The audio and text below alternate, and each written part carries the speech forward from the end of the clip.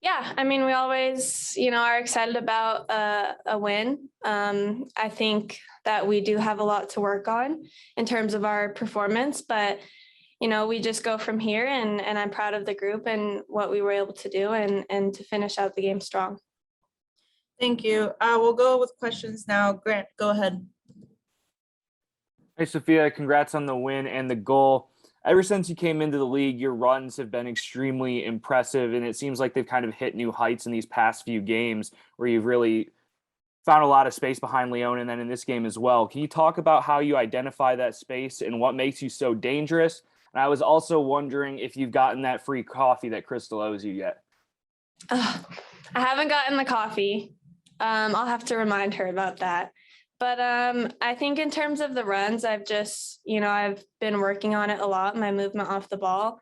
And it's an easier thing to do when your team gives you really, really good passes as a result of those runs. So yeah, just working on it. And I think what's effective is I do them at full speed. And I think that's what creates a separation between myself and the back line. Thanks for that. We'll go next to Nick. Nick, go ahead.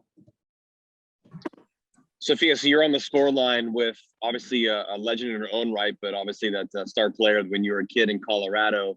What's significant to that to be obviously on the same field? We know that, but just to be able to contribute in a way like this for a team that's been so great now in the last 10 plus games.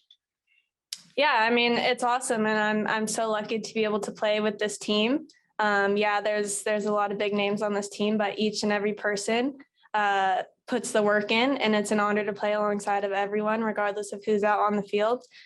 We just have a collective mentality that we want to win. We want to give everything that we have and put everything on the line for each other. So honestly, it's just amazing to play with everyone on this team. Thank you. We'll go next to Grant again. Go ahead. Hey, Sophia, I was wondering if you could just talk about that moment where you won the penalty. It looked like you identified that Estelle Johnson was going to come through and kind of got your body in between.